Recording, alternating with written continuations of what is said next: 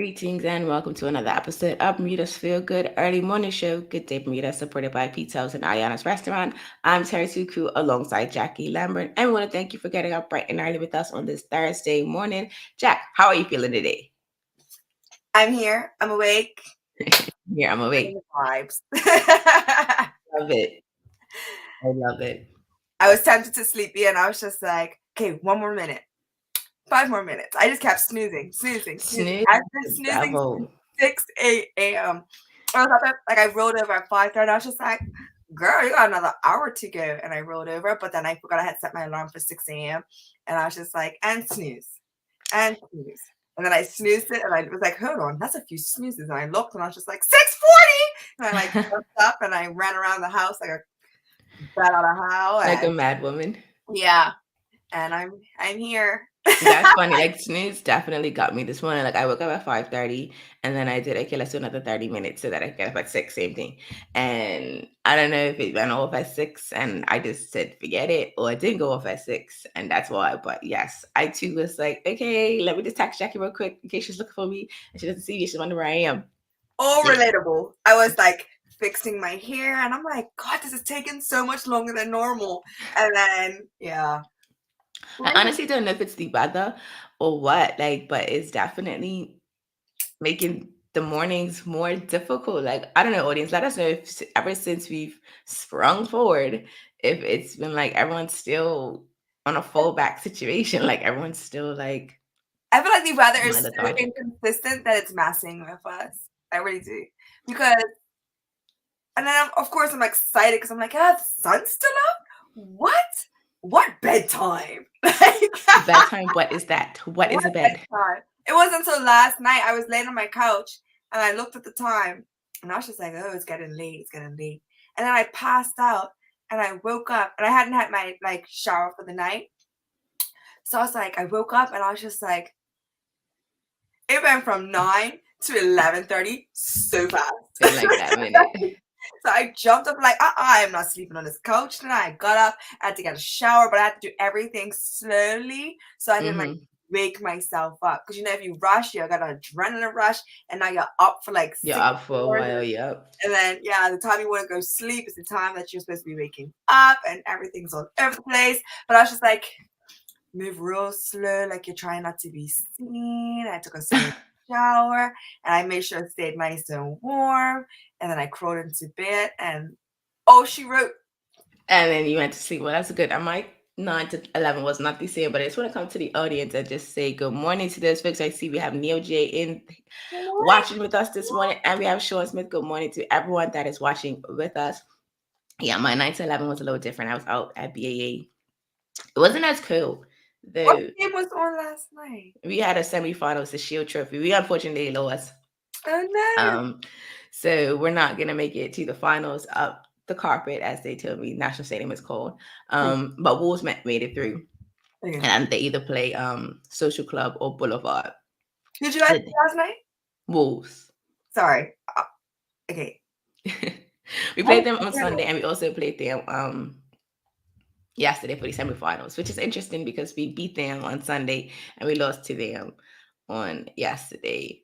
Let me tell you, Arthur Ashe said it the best.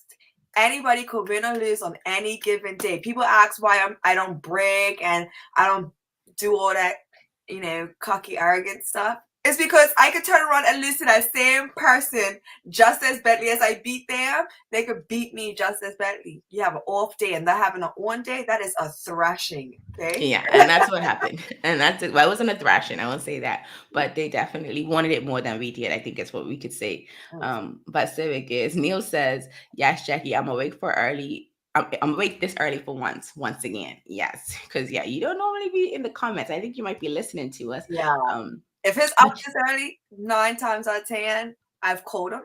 I didn't call him today. So he got up on his end. In the audience. It's nice to see Sean back in the audience. I'm not sure if he's been just listening or, been busy.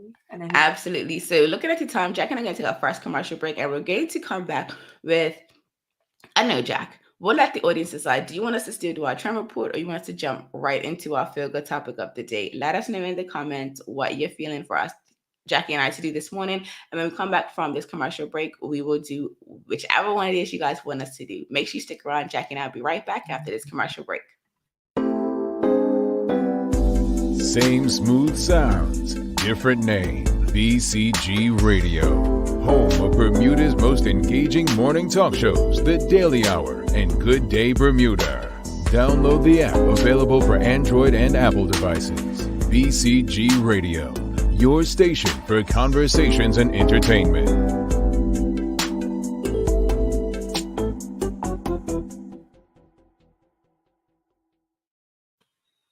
Welcome back to Good Day Bermuda, supported by Pizza House and Aliana's Restaurant. I'm Terri Tuku alongside Jacky Lambert. If you're just joining us, Jacky and I have not started our trend report for the day. So we wanted to know, do you want us to do our trend report this morning? Or if you want us to go into the feel-good topic. So it looks like Neil already gave us an answer. He said a feel-good topic. I just want to get in. I want to get in on it just in case I do this off. Okay. So you probably ain't been sleep all night. That thing is a night owl. I don't know how he does it. Sometimes I'll look and I'll be like, oh, I'm awake. Let's see who else is awake. Neil.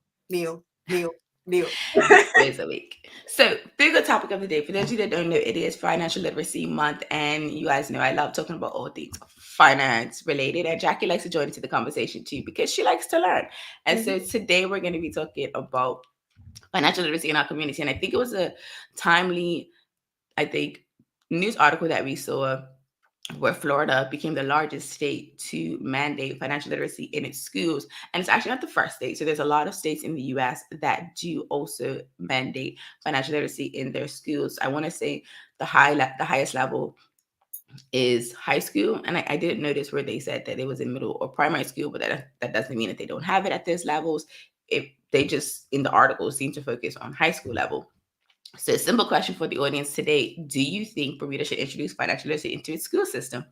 Like, do you think it's time for our education system to include financial literacy? It's such a no-brainer. Yes. Yes. I mean, can you imagine how much further along people would be if they had financial literacy? They won't be living paycheck to paycheck. They will know the route for investments. I know some kids that I've taught, like their parents are in finance, and they're doing trading, like they're doing everything. The parents are being like, okay, so this is my trading account. I'm going to let you watch me. And then I want you to explain it to me, back to me, however the case may be. And they're like 14, 15. Could you imagine if I was doing financial literacy and investing at 15? Like I had a job at 15. So I was like, I had my own money. Imagine me putting that money in a different, what? I'm like, Terri, I got that. Trip time. Now, when it comes to this comment from Cherie Deal, she says, yes, it should be introduced in the early years. I believe it is part of the new curriculum for the Bermuda public school system. Well, that is good to know because honestly, okay, let's pause for a second, because if it is coming up in a new curriculum, it should be like plastered. The reason why I feel like governments often take, a lot of negative commentary when it comes to the things that they do. And I feel like introducing financial literacy, even if the new curriculum hasn't been put out yet, to just like remind people like, hey, we're adding some of these things into our new curriculum so that people kind of know what's coming. Because a lot of times we don't, as the community, don't pay attention to the things that don't affect us. Let's be honest. If you're not in school right now, if you don't have a child in school, you probably aren't watching as closely what is happening with the Bermuda public school system or the school system in general when we talk about signature schools and all of that type of stuff.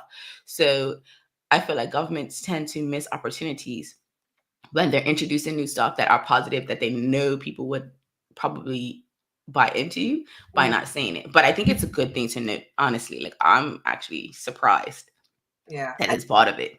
Well, I think it kind of makes sense. If you're saying, obviously they made the announcement that Cedar Ridge is going to be the new trade school. They're going to incorporate that into their curriculum.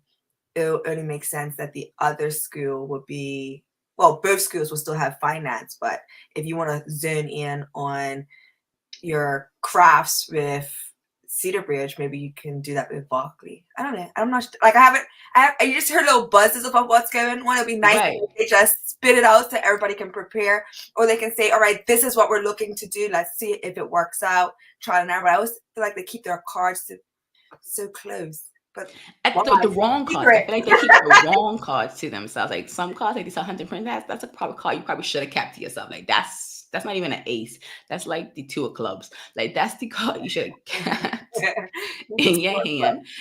And financial literacy is like the ace of spades. Like I just feel like they always just give out the wrong information, or they highlight the wrong information.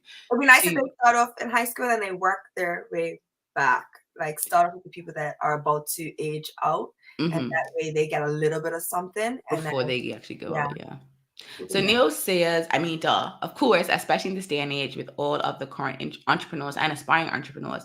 I also feel like that's a great point, because sometimes when you take certain classes, finance, accounting, it is tailored to just like to business, and it's also tailored to corporate businesses. Sometimes I feel like we didn't get, this is speaking from experience, I didn't really get too much financial literacy about either being a small business owner and or me personally. So you had to like figure it out on your own, which, you know, it's okay, but it's not the best, because you make more mistakes when you're doing it on your own than if you would have had someone say to you, here's how you create your budget. Here's how you set aside 10% of your income and make sure you save it and all of that good jazz. So it definitely would have been nice to have. But to know that it's in the public system coming, or it's coming soon, is a great thing. I hope they make it fun, and then I just like, here's a textbook, open to page 3. Can somebody start off reading? And it's just like, so you just want me to, because what's gonna happen is I'm just gonna read the words. I'm just gonna read what I need to know to pass. That's it. But make it fun. Like find ways to start up accounts, and this is what we're going to do this week. I need you to bring in every receipt that you or collect your receipts, bring in your box of receipts at the end of the week, or every week when you come to class, I need you to bring your box of receipts so that we can learn your budgeting. We can learn this, how much you're spending, all that stuff.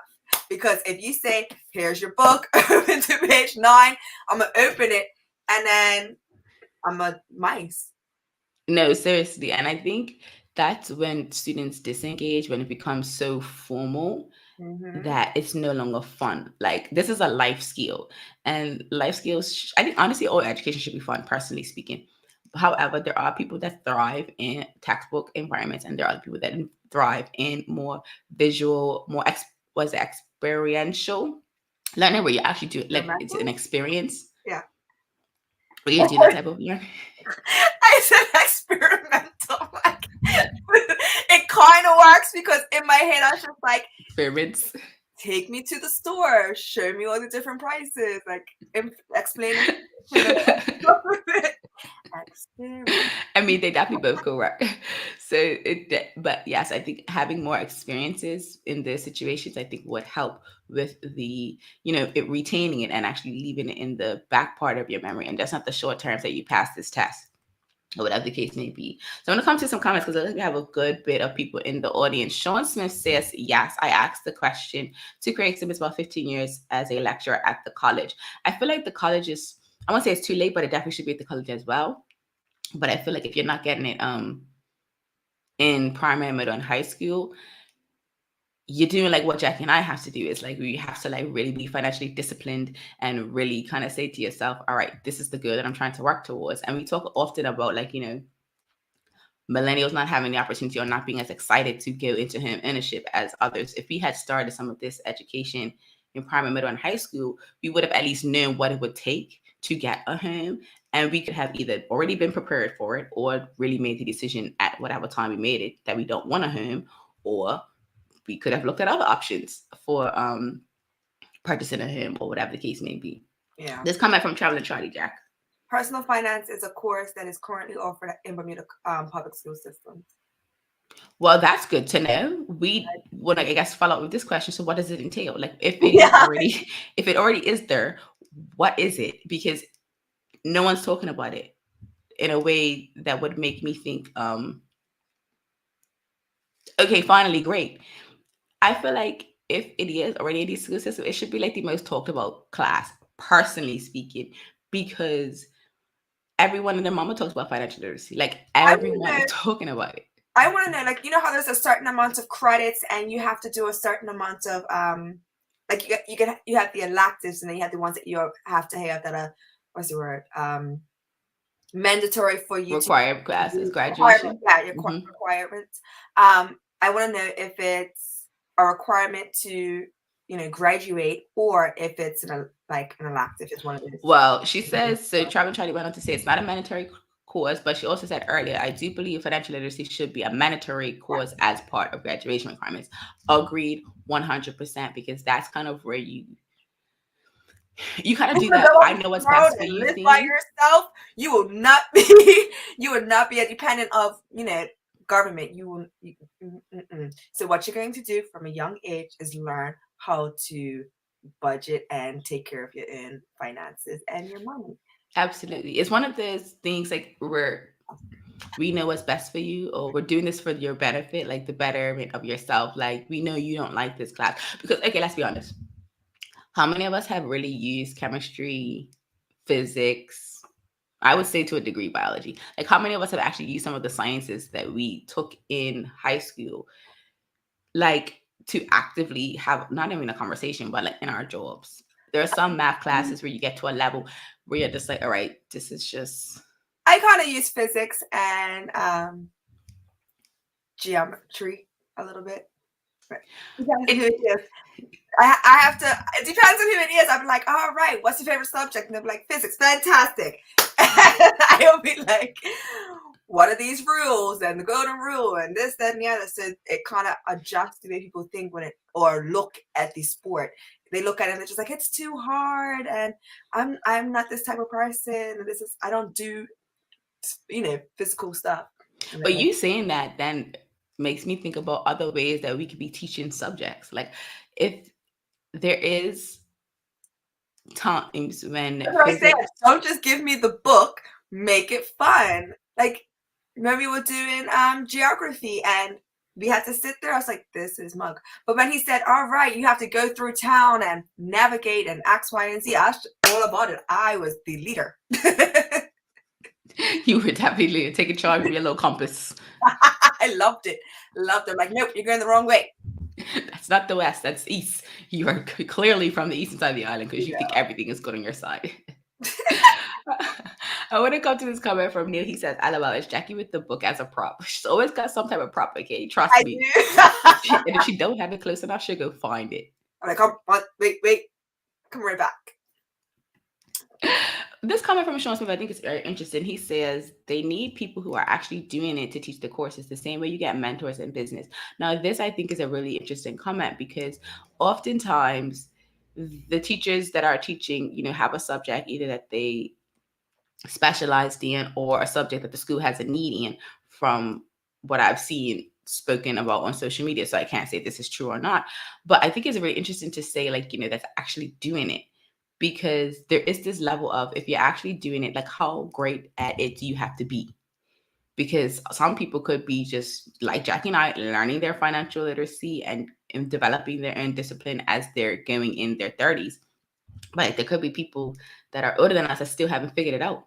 Mm-hmm. But they're teachers. So it's one of those things where it's like, and this isn't like a diss to anybody. But it's really like, when we talk about financial literacy and we talk about the importance of it, are we saying that the people that need to be teaching it need to be like, not have no debt, have all this money saved up in their savings? Like, what exactly do they need to be doing in order to teach it? Because all of us are actually doing some form of financial literacy. So what stops us from being the teacher for the personal finance class versus a teacher that used to teach chemistry and now teaches personal finance? Like, how do we qualify that person? Because an accountant teaching it might not necessarily be the best approach, because accountants have a specific thing that they're working towards.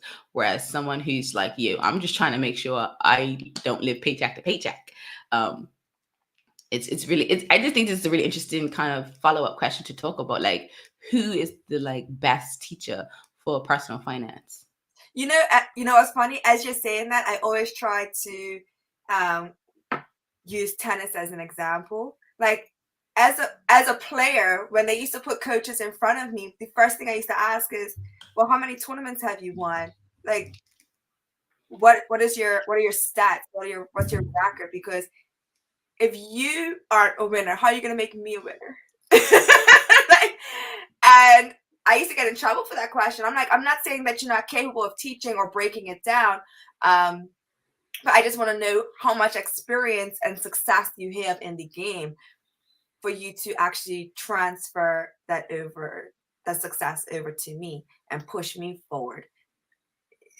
It makes sense. They're not taking anything away, but I feel like there's some coaches. If you're still learning and you're unsure, and I know everything is constantly evolving and changing, so I just want to know how adaptable you are to the changing in finance to be able to continue to teach me. Like, all right, so yesterday this is what happened, but boom, we have a change. So I need you guys to adjust your thinking and realize that $10 that you thought that you had left over to go buy that candy, nope, it has to go right back in the pot because we are budgeting a little bit tighter because, recessions.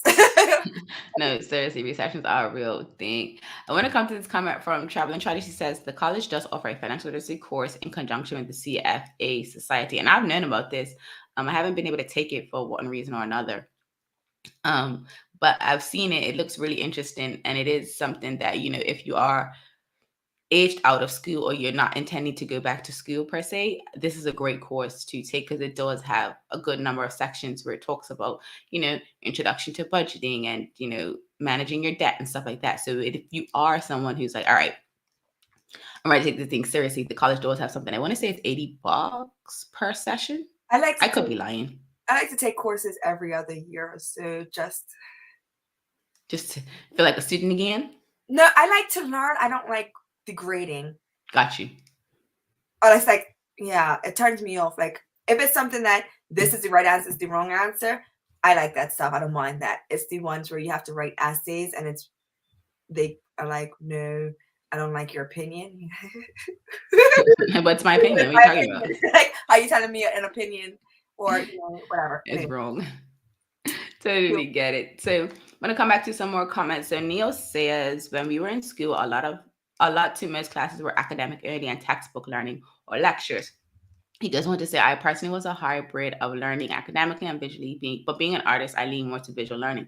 And I think it's also important for people, like students, to be aware of their type of learning, but then obviously teachers to be aware of the type of learners that their students are, because what you find is that depending on the type of learner that the person is, they might excel in certain classes versus other classes, or they might just excel in general or not in general because the style of teaching doesn't allow them to like really grasp a concept. I can actually learn anyway as long as you have a personality.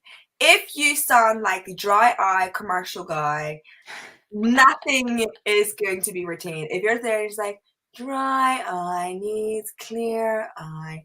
I have retained nothing because I am too busy focusing on keeping my eyes open and staying awake. Falling asleep. It's really that. That is hilarious. I forgot about that guy. That commercial's going away. Where has that commercial going? I used to love that commercial. I feel like it comes back every so often. We talked about it, so it's probably going to find its way back. We're going to now see it. You know what? We haven't been aware of it. Now that we talked about it, our brains are going to be conscious about it, and then we're going to see it. I don't watch commercials, so yeah, I only watch Netflix and Hulu and stuff like that, so I don't really have commercials like that. So I changed the channel. I changed the channel. I got time for the commercial. I'm like, and I found a station that doesn't have the commercial at the same time, so I just pick last, and then that shows on, and I pick last, and then the other shows on. Wow. Millennials, we ain't got time for that. If you're just joining us, Jackie and I are, well, just now we randomly talked about commercials because Jackie brought up the dry eye guy. But before that, we were talking about financial literacy in our community. We celebrated the fact that Florida became the largest state recently to mandate financial literacy in its education system. And we learned earlier today that Bermuda does have personal finance in its public school system. However, it's not mandatory. So we're discussing whether we think it should be mandatory in Bermuda or not. So if you haven't had a chance to engage with us and you would like to jump in the conversation, go ahead and let us know in the comments your thoughts. I want to bring in these two comments from Sean Smith. The first one says, if you're going to be teaching investment, then you need to be an investor and good at it. He says, when I was in the CGA program, I don't know what that is, my accountant teacher was actually a CPA, so therefore he was able to bring real world experiences to the classroom outside of somebody that was just teaching out of a book, which I feel like none of us, we have the collective is, don't teach out of a book when it comes to personal finance. Like that's the main requirement from us. Don't teach out of the book at all. Give me all the life hacks. Break it all the way down. Give me examples of what you've experienced through life and say, so I know the trial and error actually was an experiment and you know which way works. Like, but what I think is interesting, so like when I talk about this to people a lot, I have this conversation like so often, it's probably boring to others, or people would think it would be boring to me because I talk about it often. But one of the things I find is that not everyone's the same. So like I could give Jackie a budget template and Jackie could say, this isn't really working for me. I can't really stick to this because X, Y, or Z. Someone else could get that same template and be like, this is good. I has this been all my life. Someone else could get it and say, well, it kind of works, but I just need to make a few tweaks. I don't know if this makes sense for me because of X, Y, or Z, or my lifestyle is set up in such a way that, I need more, I need less. So I feel like just always this in personal finance, the personal part, I think a lot of people kind of skip over and they only focus on the finance stuff and what you need to make sure you get to whatever financial goal you're trying to get at. But every person is different. And I think that's why I'm wondering, like, okay, when it comes to the teacher aspect, what are some of the qualities and qualifications the person should have? Because if you just get someone to give them templates or different things to just kind of get them through, because actually, now I'm really interested to know who is teaching this class in Bermuda. that. Like, I will want to be that person and speak to that person about what, like, how are they teaching it? Because I'm pretty sure they're finding it interesting. I don't want to say challenging, but I'm pretty sure they're finding it interesting because it's not something that we talk about collectively often as a community. So to introduce it, it's probably like very difficult. Yeah, I want to, but not, and I don't want to do it in a professional setting. Like I want to sit off with them having a coffee, and I want you to give me the real. Give me all your questions. Tell me all the different the ways that you would like to do it. I want it all. Just ramble and vent, so I could be like, all right, these are the struggles that we're gonna have to face, and how can we rectify it? Exactly, because if it's not mandatory right now, that means if we do make it mandatory, we're gonna have more challenges to deal with, because anyone that is doing the class now is interested in it or may have been told by their parents to do it because their parents know that it's good for them. So they might have a genuine interest in it, or like I said, their parents forced them into it and then they found that they loved it.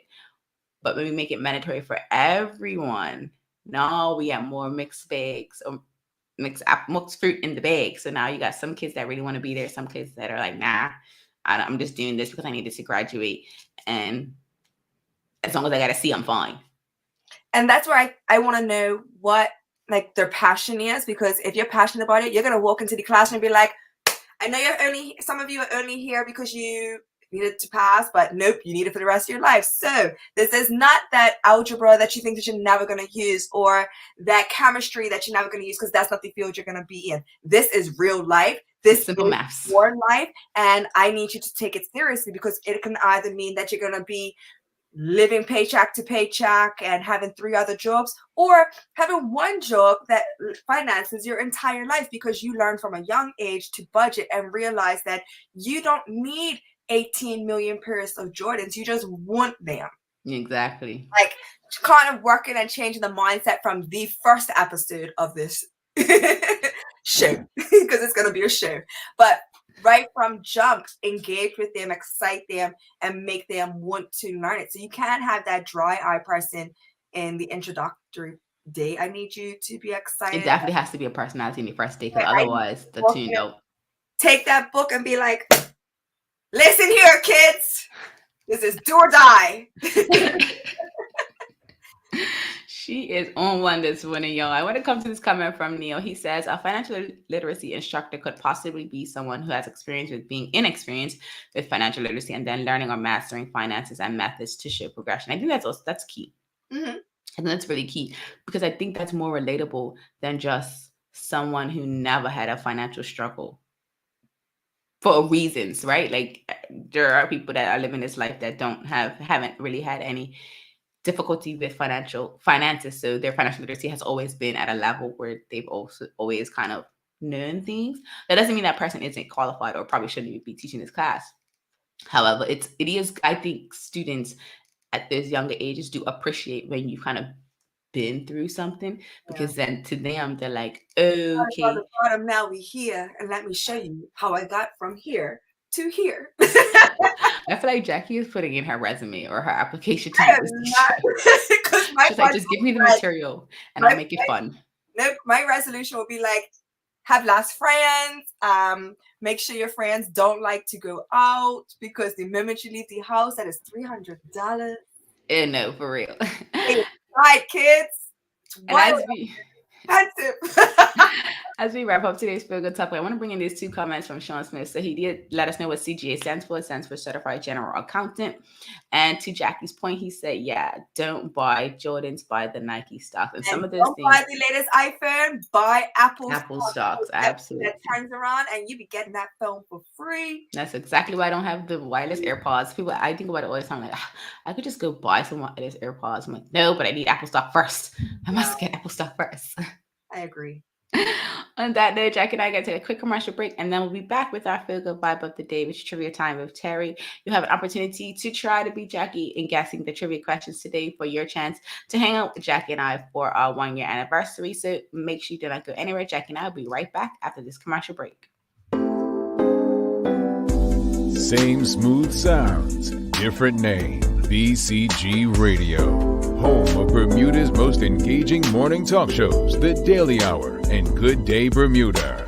Download the app, available for Android and Apple devices. BCG Radio, your station for conversations and entertainment.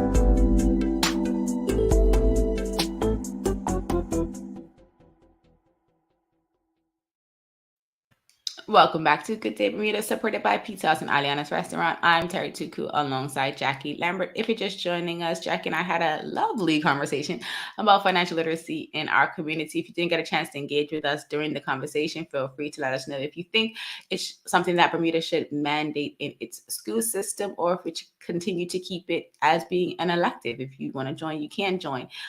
Jack and I also kind of just let you guys know how we're feeling about this whole switcheroo, springing forward, still feeling like we fell back really and truly. And let us know how you're making out dealing with the whole time change, the longer days, but darkness in the morning. Like, what? How are you transitioning? Are you still transitioning, or have you figured out spring yet?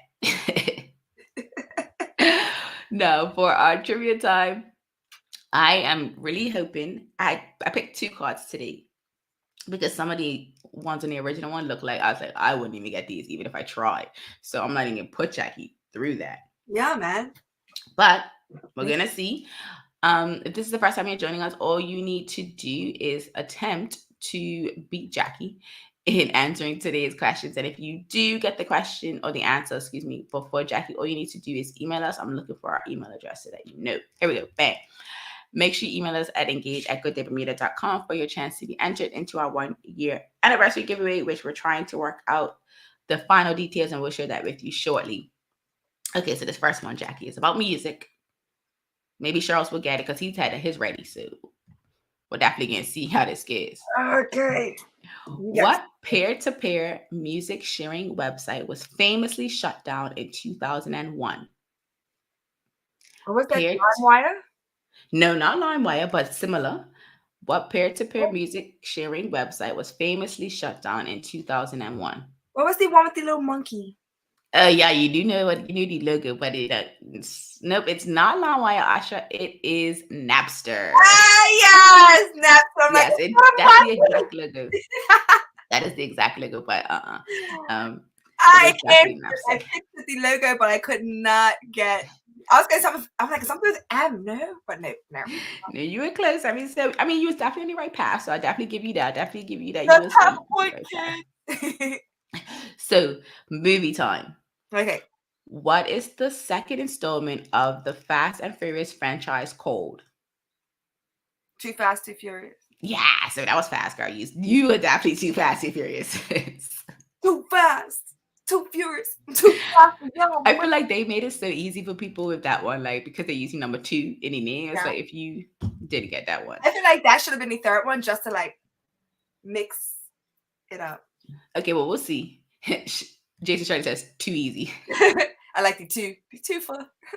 Too fun. Got me with them little jokes. Bleep up. Still fun and time to have jokes. Absolutely. So now this last one.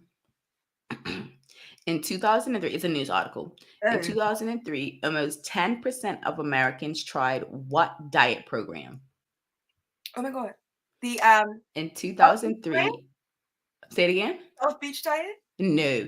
In 2003, almost 10% of Americans tried what diet program? It's obviously similar. No, it's not Jenny Craig. It's not Simflas. It is Carlton Atkins. He spelled it wrong, but it is the Atkins diet. I don't even know about that one. I missed that one. You don't? Oh my gosh. I remember seeing that all the time in like the grocery store. Like, but it was like South Beach. So they would have like South Beach, what Atkins. 2003. I feel like South Beach was like, I want to say it was later. Maybe we'll find out in an upcoming trivia question because it's from 2000s. In 2003, I was like 90 pounds. Yeah, we weren't right. We weren't right about diets. We absolutely weren't right. I was in high school eating I was in high school yet? Yes. I was eating everything. Like I walked to school with breakfast at mini donut bowls, and I get there and I eat more. Like I was always pause. You know what we're gonna do next week? We're gonna talk about everyone's getting ready for going to school routines back in the day, because I feel like that was definitely something that we should talk about. Was it on Thursday? So it's Throwback Thursday. We could do it on a Thursday because it's Throwback Thursday. Absolutely. Or way back Wednesday, whatever you want to do, sis. We'll talk about it offline. We're gonna let these people go to enjoy the rest of your day. So we want to thank you so much for engaging with this episode of Good Day Bermuda, supported by Pete's House and Aliana's Restaurant. I'm Terri Tuku alongside Jackie Lambert. We trust we'll see you next week for more feel-good conversations. Remember, Jackie and I are not live on Fridays and Mondays, so we'll see you next week, Tuesday. Until the next episode, peace and have a good day, Bermuda.